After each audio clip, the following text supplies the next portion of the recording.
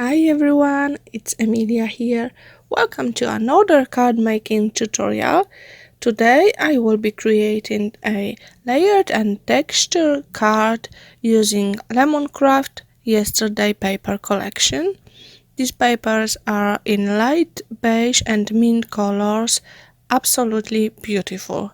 I'm quickly going to show you the papers included in the pad, and for my card I have chosen paper 04.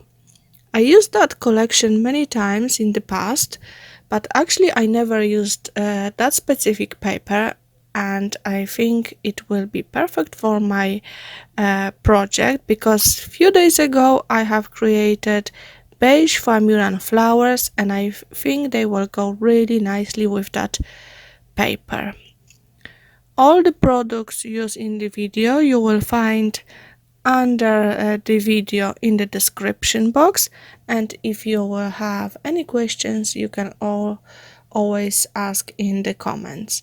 I'm not going to talk through the video. I will play a nice music for you, and I will talk to you at the end.